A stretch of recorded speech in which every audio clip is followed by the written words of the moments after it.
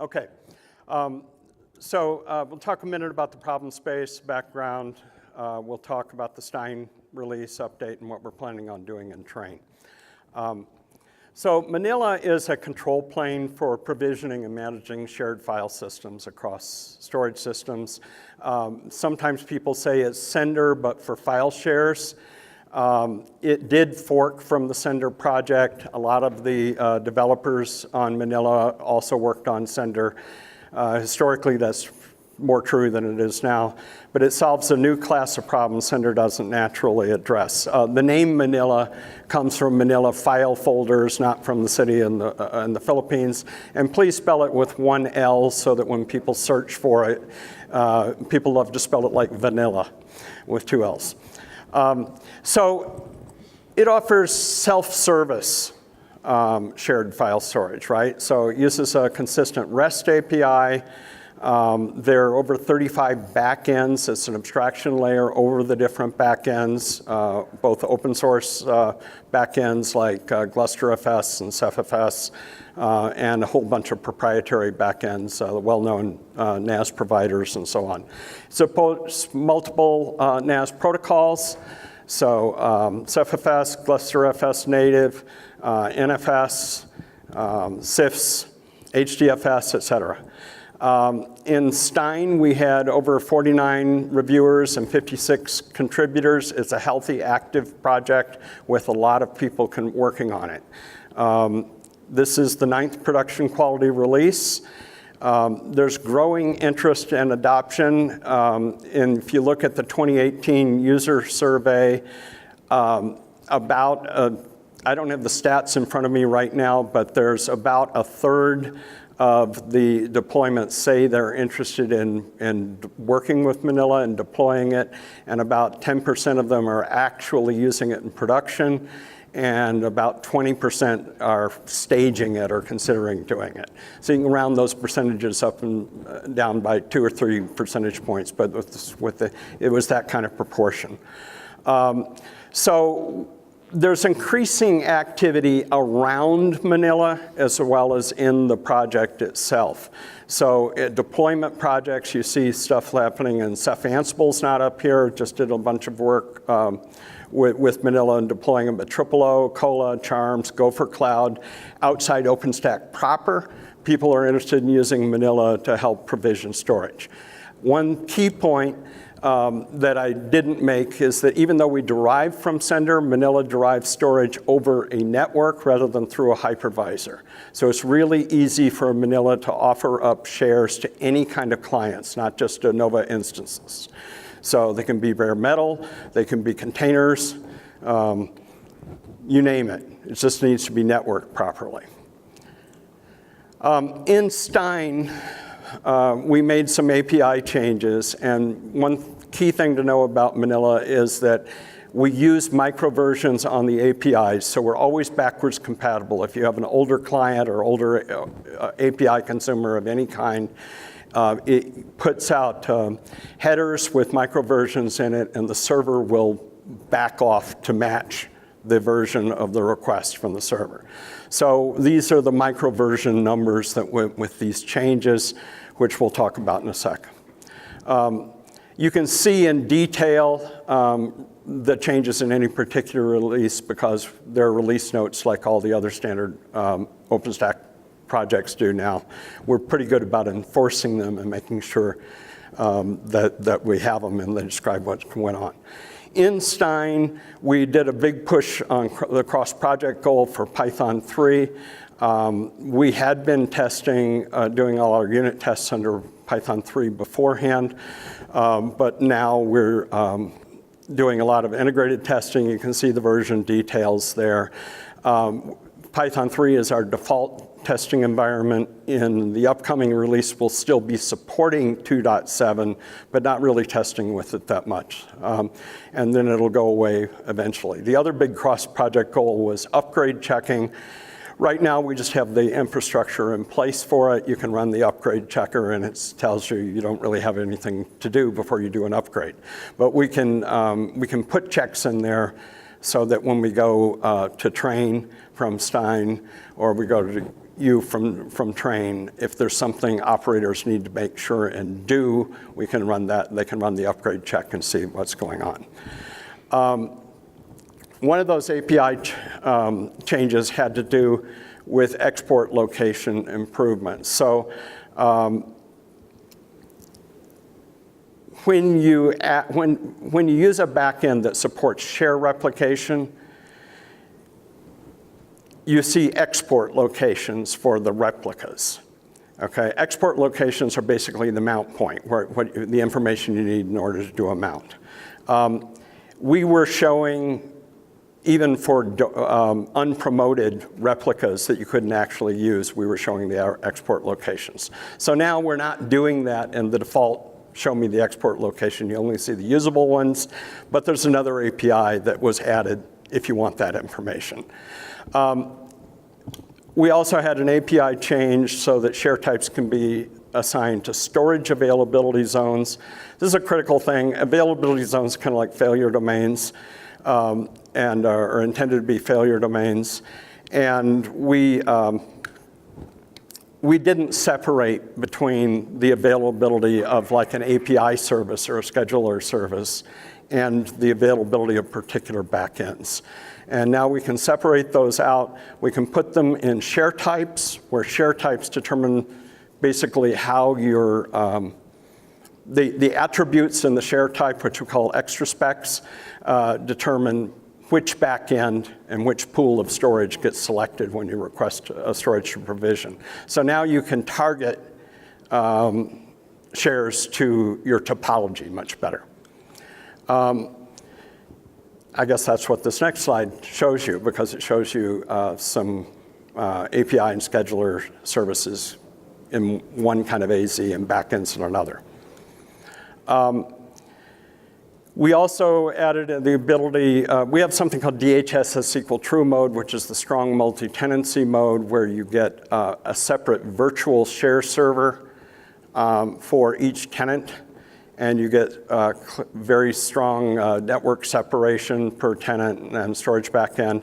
We didn't have before the ability to import shares that had been created outside Manila into Manila under its management in that mode, or to remove them from management in that mode. And the tricky part had to do with the fact you have to determine, you have to pull in the virtual share server as well when you import it. So we've added that in this last release. We made performance improvements on Storage Pools API. The reason this is relevant really is we're looking at having many more, like the back-end case, we're looking at having many back-ends with, in separate availability zones and so on, with central management. So you want to be able to have a lot of little different availability zones and a central scheduler and API. And then you need to be able to look at lots and lots of storage pools and collect information from them in an efficient way. So that's why it was there are all kinds of performance improvements that get made, but that's why we called out that one. Back-end drivers got improved in a bunch of ways. You see them listed here. I'm not going to go through them all. If anybody's interested in particular ones, catch us afterwards. Other enhancements in Stein, the public share creation is actually a pretty important one, which is that you can make a share visible to everybody in the whole cloud. And a lot of people didn't really like that, because you say, show me my shares, and you see all this garbage that somebody else made. And now this is controlled by policy, and the default is that it's off. So a cloud administrator has to go out of their way to turn it on so that users can go, show everybody else their public shares and make them public. We've done a number of things to try to make the community friendly and encourage participation in it and make it be a good place to work. So we've simplified the review process. We got feedback that not just us, but a lot of OpenStack reviews kind of took too long and people weren't getting attention and so on. So we've streamlined that. Gotham actually put a whole bunch of manifests up on how to deploy first-party reference drivers so that people can get started much more easily without having to wade through the code to get started. And we have guidelines for bugs. We've done a lot of bug cleanup, and we're marking things as low-hanging fruit. So if somebody wants to participate and just get started, find out about stuff, they can look for low-hanging fruit, and we promise to get timely reviews and help you along. In the train release, it'll be the 20th release of OpenStack and the 10th official release of Manila. So I didn't emphasize that kind of skew earlier, but Manila is a younger project than all of OpenStack. On the other hand, we've had 10 official releases now, so we're pretty mature. We're production ready, have been for a while, and we're really being used. This is a set of focus things that the overall foundation asked us to look at and think about. And we said, well, we're not really focusing on security in this release. We don't know of particular security vulnerabilities. We'll, of course, address them as they come up and so on. We think our user experience is pretty good already, but it's a minor focus in the sense that we're not integrated with the OpenStack client yet. And we have we have a blueprint up for it, and we have some interns scheduled to work on making that happen in the next release. So that'll improve the user experience. There's some things in Horizon where Horizon's behind the API, if you use it from the CLI and so on. We're going to improve the user experience there. Modularity, we're pretty darn modular right now. The services don't depend on one another very much. We've removed tight coupling there, and we're vigilant for that. We really only, strictly speaking, depend on the database and the messaging queue. You can run everything else without anything else. Usually you run it with Keystone too, even if you're trying to do a lightweight thing so you can have multi-tenancy. So we're pretty modular. I think under manageability, it was the OpenStack client partly that makes it a minor focus. But the major focuses are going to be on scalability, resiliency, and interoperability. So we want to be able to scale, to have lots and lots and lots of backends running potentially at edges, running disconnected, et cetera, but all kinds of scale issues come up from needs of edge computing. We want to be able to scale to support multiple container orchestrators. So if you want to, Kubernetes, et cetera, are all the rage, wonderful. They don't solve infrastructure for you. You still need something to deploy infrastructure. And if you have an OpenStack cloud, you can deploy the infrastructure needed for the container orchestrators, and you can support multiples of them. And there's interesting scale issues and interoperability issues that come up there. So resiliency, more high availability. So right now we run Manila Share service, active passive, where you only run a single instance of it. We're really going to push on being able to run it active. And then similarly for some things with some of the, there's similar work on the CFFS with NFS backend, so we can run it active.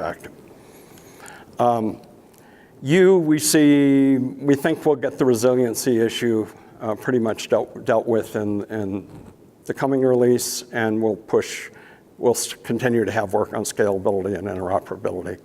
That's just kind of the way we look at it. So in train, we have a PGG coming up, of course, in the next few days, and our themes can evolve. But my best take on themes right now are that active share service, working on exclusion between multiple threads, between multiple services, using a DLM where appropriate, maybe using a database in some cases there. There's some interesting architectural issues that we need to work through. We're really seeing a lot of interest in using Manila as for container orchestrators. We're working with the people developing the Manila CSI backend plugin. We have a talk on that Wednesday. We have people that are interested in running without Keystone, and we have not really tested that, even though in principle it works. I mean, I've done curls without it, but we need to do work on that front. And an area that interests me a lot is production quality open source backends, and really, being able to use them at scale, closing gaps between them and the proprietary backends. My particular interest is CephFS backends. There are people using GlusterFS at scale very successfully with Manila. Would love to get them more involved in the upstream community. There are things with the open source backends that we need to close gaps on. You can give us feedback. Use the OpenStack Discuss mail list. Find us on Freenode. Grab any one of us. There's the contact info. We have an onboarding session in a little bit, 12, if you're interested in getting involved with the project. There are developer docs here. We would welcome lots of new contribution. It's a friendly and welcoming community to be a part of. So thank you. Anybody, we have like a minute and a half if there's any questions.